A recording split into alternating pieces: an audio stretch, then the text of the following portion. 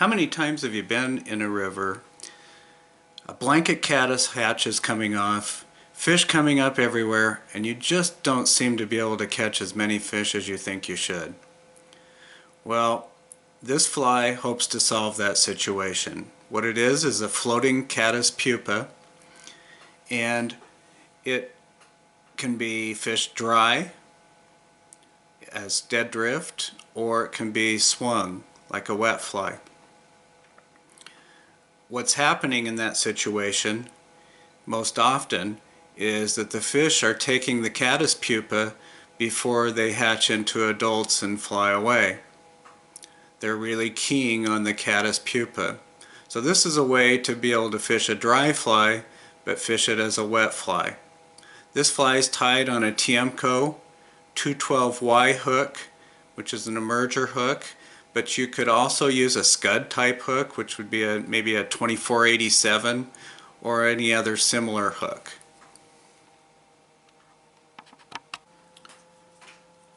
For my thread, I'm going to be using 14-aught Vivus thread. I also tend to use a lot of Pearsall silk on these because as they get wet, the silk has a really good shine to it. So we'll wrap our thread down the bend of the hook, remove the tag end,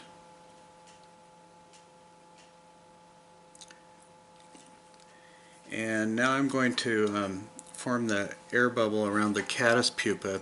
To do that, we'll use a little bit of clear Antron.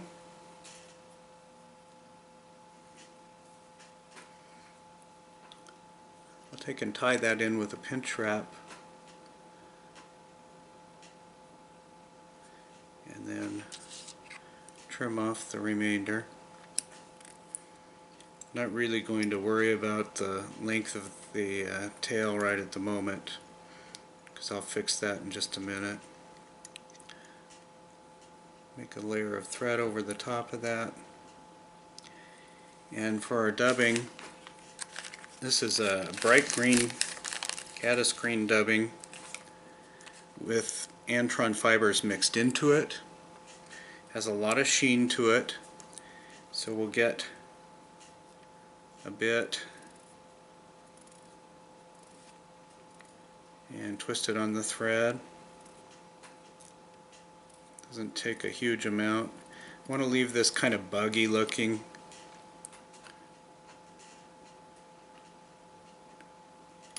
Oops. Go ahead and wrap the abdomen. There's just a little bit more here.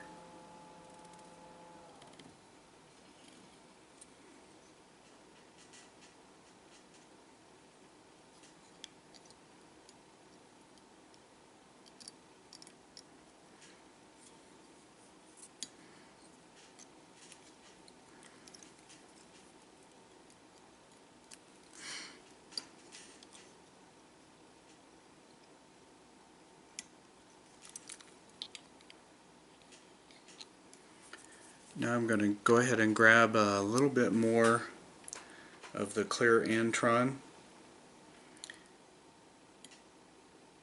and we'll take a pinch wrap to kind of create a veiled bubble, and then I'll take the remainder back here and just pull it underneath.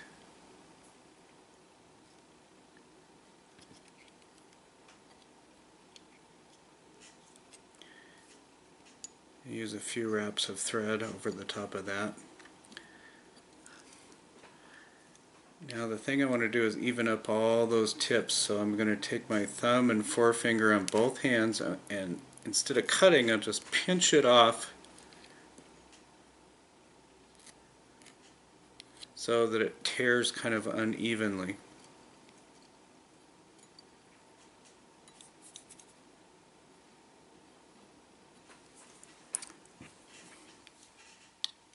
That should give me the veiled look that I'm after. For the wing on this fly, I'm going to use an underwing of CDC, and for CDC I really prefer Trout Hunter CDC. This is Brown Trout Hunter CDC. I just think that they produce about the best CDC there is on the market. So I've selected a couple of CDC feathers that are pretty similar, matched the tips up, and I've stroked the waste material back and just kept the part that I'm going to use.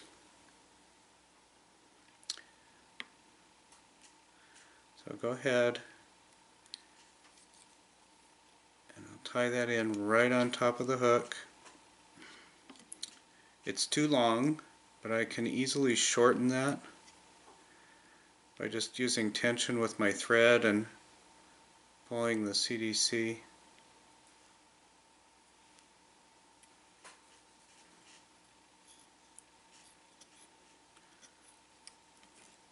Then we'll go ahead and put a few more wraps. The length of this wing I want to extend just past the bend of the hook. So I'm going to wrap a few more wraps. This has nothing to do with the stability of the fly, but gives me a nice smooth base for the next materials that I'm going to put on the hook. Okay, so for the overwing, I'll use a hen saddle feather. Really like these hen saddles that Whiting produces. They have a lot of speckling in them, a lot of natural look to them. I'm just going to use the very tip of that feather. So once again, I'm going to stroke back the portion that I'm not using so it's out of the way, so that I just have the tip of that feather. Now the stems on these feathers are not extremely strong, so what I'm going to do is reinforce that stem, and I'm going to use a UV resin material. There are many of them on the market. This is Clear Cure Hydro. Loon also makes one. And Bug Bond makes another one. So I'll get a drop of that, and I'm just going to place it on the feather. I don't want quite that much, so I'm going to take my thumb and forefinger and stroke off over the top of that. Most of it get rid of. And then I'll take my UV light and just give it a quick cure. That really strengthens the feather a lot. Now to tie that in, I'll lay it over the top and kind of try to bend it in half on each side. And then wrap a thread right over the top.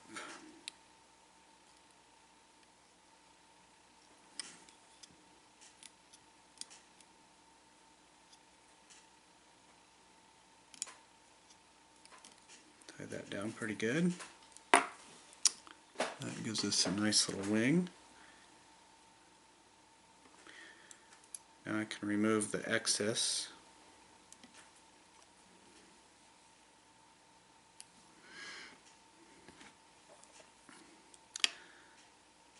The next step is hackling this fly. Now, I'll be using two different hackles. I'm going to use a dry fly hackle, and then in front of that a wet fly hackle. The purpose of this is twofold. The dry fly, I'm going to be fishing this fly most of the time floating. So the dry fly hackle will give it a little bit extra floatability, but the wet fly hackle The soft hackle will give it a lot of action.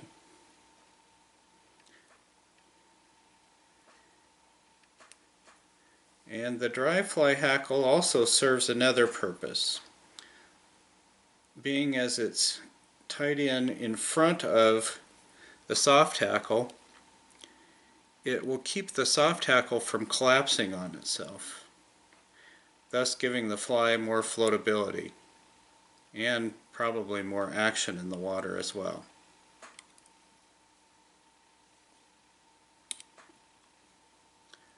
So we'll tie our rooster hackle in,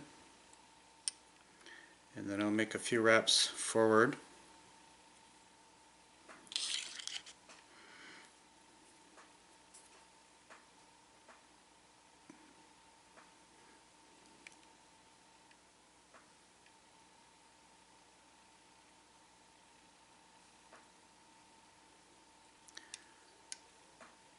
As I do this, I want to leave enough room that I can wrap a soft hackle in front of that.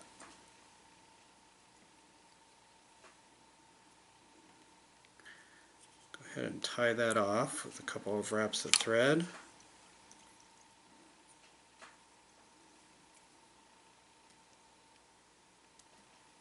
Trim it.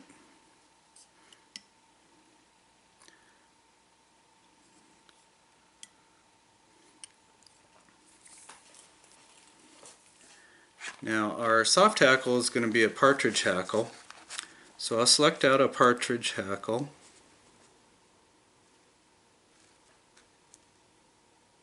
a partridge feather, and I'm going to prepare this feather by first of all stripping back the waste material, but I'm not going to take it all off. The reason is because I want something to hang on to when I wrap this hackle.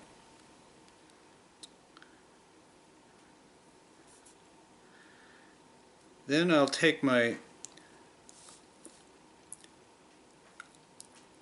thumb and forefinger, and I'm just going to stroke, hold the feather by the tip, and I'll stroke all the fibers back except for the very ones on the tip.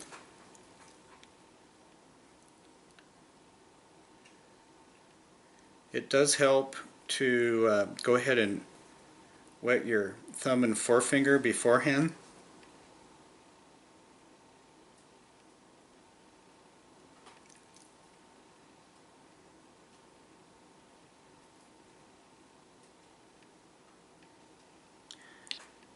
And that is the prepared hackle.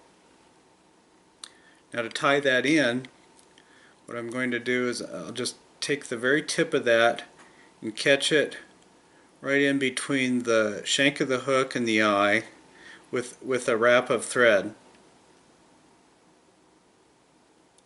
And I'll lock that in place. Then I can take and stroke all these fibers back, wrap a few wraps of thread back over the stem. I can take the tip and lift it, and I'll throw one wrap over the top of that. And the reason I did that is because now it makes it very easy to go in and trim it out.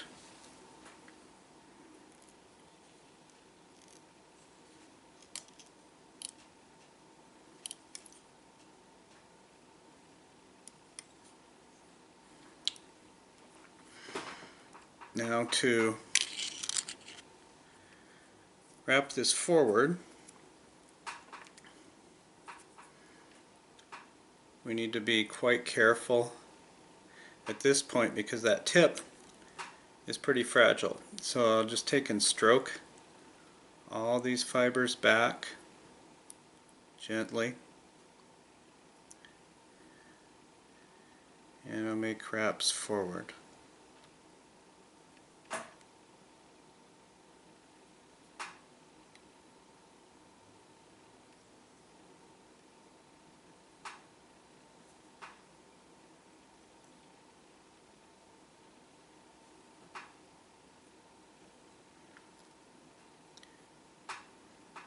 Usually try to get at least 2 good wraps. I'll take the thread, trap that hackle down with a couple wraps to secure it. Just take my scissor points and run them right through that stem to chop it off. Then I can take everything, push it back, I'll make a nice head on my fly, and whip finish.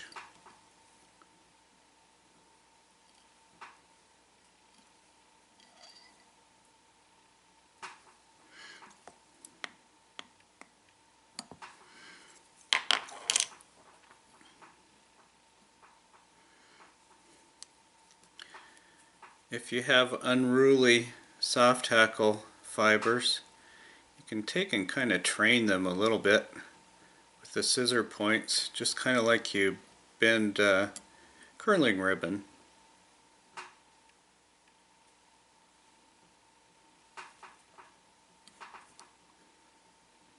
And if you have ones that really won't cooperate, you can just kind of pluck them out.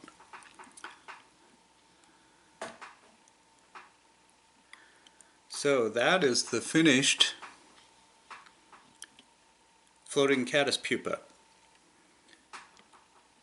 Like I said, you can fish that either as a dry fly or a wet fly. It's very versatile. You can swing it or fish it dead drift. To dress it, I use desiccant floatant, and I'll dress the Rooster hackle, the soft hackle, and the Underwing and the Overwing. The rest of it I want to kind of dangle in the surface film, get wet. It's a great fly, give it a shot. Thanks for watching, and remember to follow me at CEGWILLI on Instagram as well. Thanks for watching once again. We'll see you next time.